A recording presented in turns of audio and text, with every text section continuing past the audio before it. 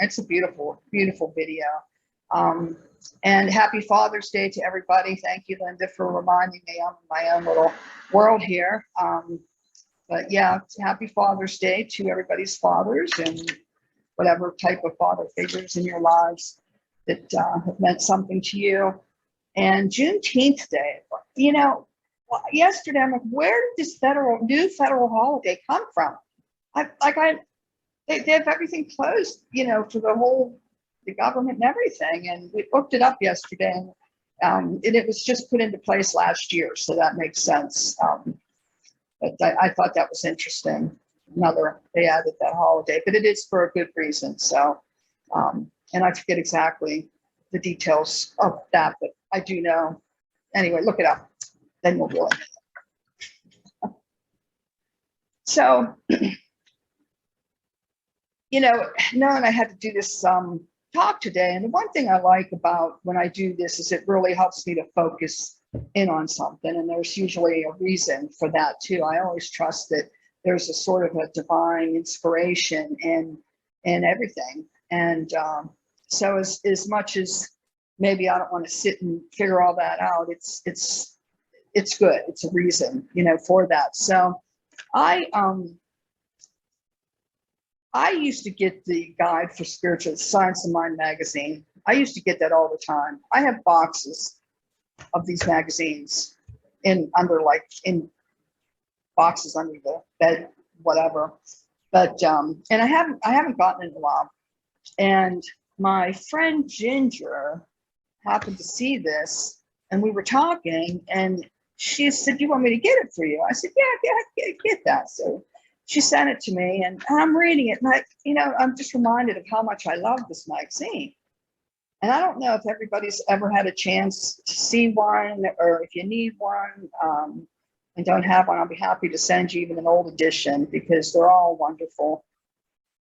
This particular one is for May, and it was with the title of Emotions on it. And I found this particularly attractive to me at this point in time, just because of my own emotions and a lot of people's emotions. You know, it's a tough time, you know, and it's not tough, interesting. There's a lot going on. I did want to say, though, too, that the Science of Mind magazine has been in print since 1926.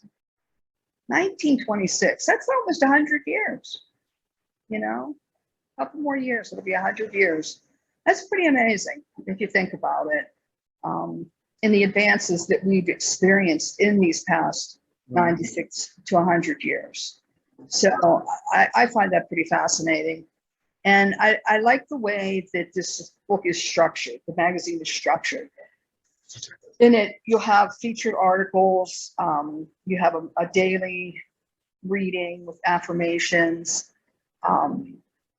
There's a variety of columns, such as The Art of Being Human, Ancient Wisdom for Today, Science and Spirituality, and about 10 other different main topics. And they're like the main headings every month, and then people contribute, you know, their views, their stories on those.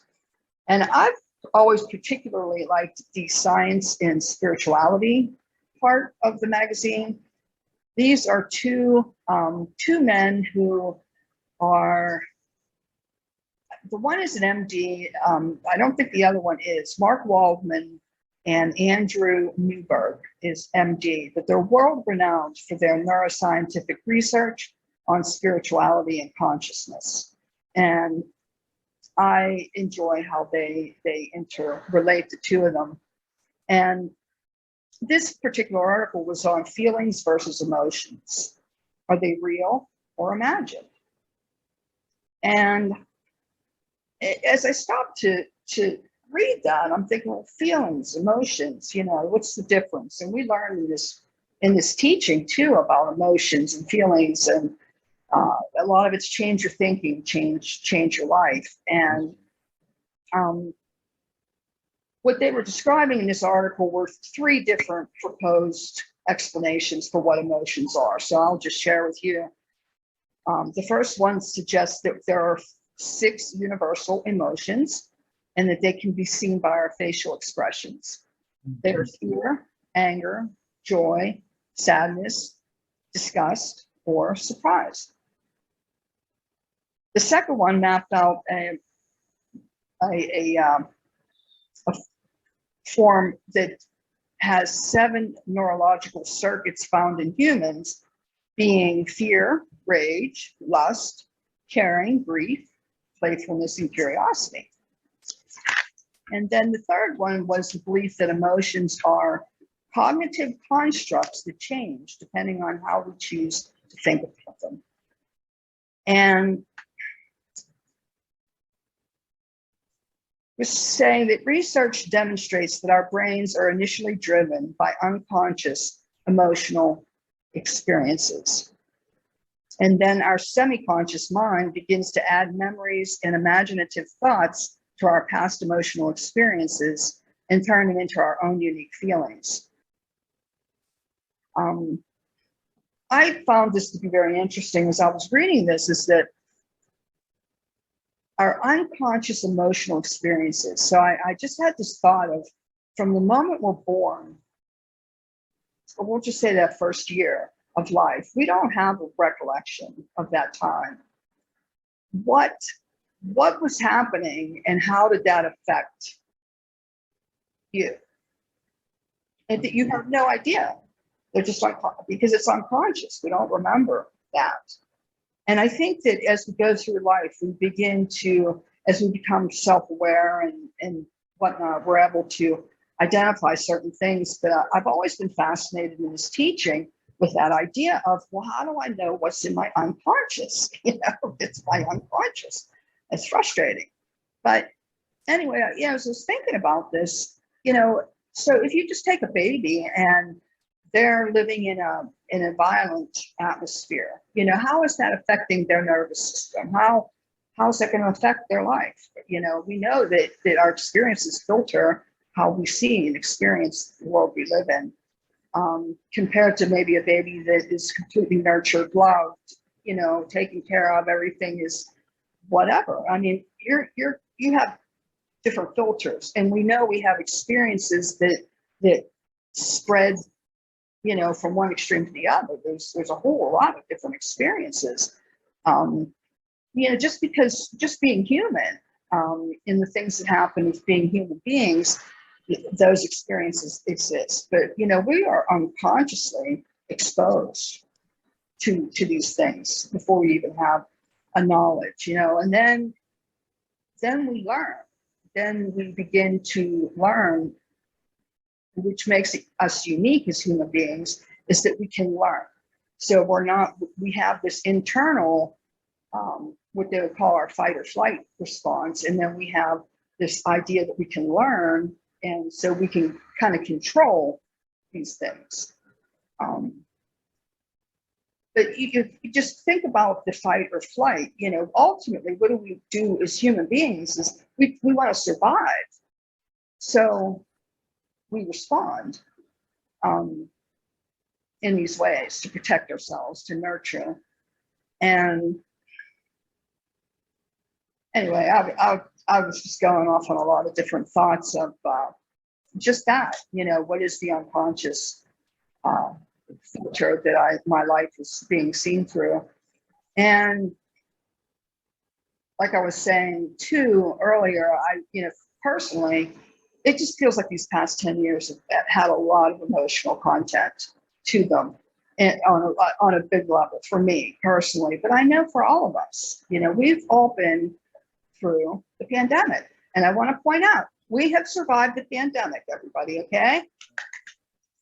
I like to say that every once in a while, you know, we get all caught up in our little whatever. It's like, well, we should. Actually, I heard a nurse tell a patient that once when I was at work. He's like, ma'am, it's okay. You survived the pandemic. You survived your surgery too. So I like that, you know, and we have, you know, a lot of people haven't. And, but so, you know, here we are. And just even the changes in technology, what we've experienced. And you know, again, I'm just going to say from a personal standpoint, you know, I just try to get through my email Okay, I have 200 email. I see one I want to read, takes me off in a journey, and I come back an hour later and I have 199 emails still. Oh, it's like, really? Okay, I'm going to sit down and delete. I'm going to delete what I don't want to read. Oh, 20 minutes. And then I save, 50 of them that I do want to read, but then I'm too tired to read them because I'm exhausted from looking at the phone. And I guess I'm just realizing the things that are taking up my time, that we didn't have to deal with, kids, we didn't, and even young adults, we didn't have that. In the bombardment of information. And, in thinking about the pandemic is a good example. Because of the internet, we know how everybody was affected by this pandemic. Countries closed down, which ones did this, which one, that is a lot of information. And I don't know about you, but I do know studies show this too, but when we become overwhelmed by stimulus, our ability to control our emotions get put by the wayside because we get tired, we're overwhelmed, and it's hard to think. And this is where sleeping and meditation comes in handy. So you can wake up fresh again, try to go out again. So what did I want to do here? I guess, for me, as I was doing this, I come to some different realizations as well about my own life and experience. So that's always a good thing too. But in talking about these emotions, and all the stuff that, the pandemic, the politics, and all these things going on, is that, fear still seems to be the feeling that permeates. And what I realize is how we all try to mask our fears somehow, particularly in Western culture, through drugs, alcohol, food, not paying attention, just go, just not being in touch with the moment. We're all over here in our head, what's happening over here and over here. Like we've lost sight of just sitting in the present moment and looking at the absolute beauty of the world that we live in. All caught up in all the dramas and all this stuff. But it struck me that how fear has really taken over. When I was a kid, we went out and played all day. We were in the woods playing, and we came back at night and whatever. You won't see a kid running in the woods anymore unless they have a GPS. I wouldn't let mine run without a GPS on. But is this good? Is this good? I mean, I just think it's really created a lot of tension. Even talking about it, I can feel that. And I guess I just kind of wanted to bring awareness to the reality of these things. And so, if you're like me and out of the blue, you just start feeling like crying, to just let it happen. It'll happen and then it goes away, and then you come back up again and move forward. And our emotions are a part of our life. And like Linda was saying in the meditation, thank you, Linda, that was an excellent meditation. But they're our guidance. They're what guides us in this human form. And to allow yourself to have them and to feel them. And if you want to wonder where they came from or what, I think that's helpful too, to help clarify, because sometimes it's confusing. And also to accept that we don't know. Sometimes we just don't know what the unconscious is. And for me, that makes me grateful to know that I believe in a power that of divine goodness that I can go to within myself. And trust that everything is in divine right order. And I'm very grateful for that. You know, I was talking to a friend yesterday about all the shootings that we're experiencing too. That's another big issue. And I said, just take a look at how many school shootings, you know, that we've had, and it's like Wild West. But again, you know, we're going through a lot of changes in accepting people as human beings, that we're all human beings. It doesn't matter what race you are, what your sexuality is, whether you want a vaccine or you don't want a vaccine, you know, whether you like Biden or you don't like him, or whether you think whoever's whatever. I mean, the point is that we're all human beings and we all experience life. You know, we all experience all these feelings and we all deal with them in different ways, you know. And we need to come to a place of unity, of the common bond, the common humanness of all people. And I believe that's where we are heading, or trying to get to, that idea of world peace, perhaps. Or maybe this earth isn't for that. I don't really know. But just the ability to recognize that we're all human and we all experience basically the same things. You know, you cut it open and inside, it's all the same. The heart, the lungs, the circulation, it's all going on. This is just the cover up here. You know, and I'm grateful that we continue to move into those better understandings. But I guess, you know, along with that change is a lot of chaos, kind of like when you're redoing your house reconstruction. It's really messy, and then it gets all cleaned up and it looks pretty. So, and that comes in levels as well too.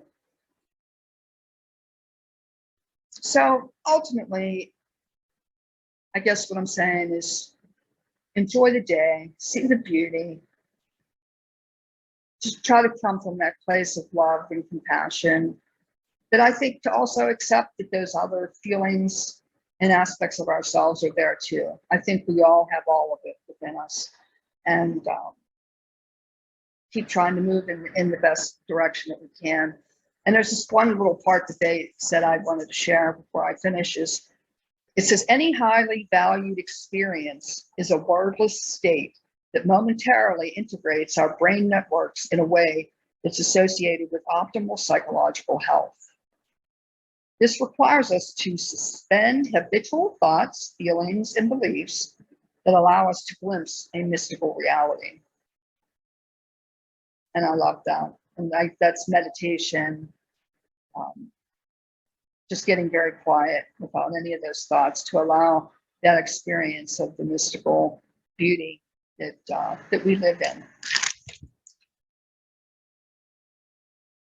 So let me see here.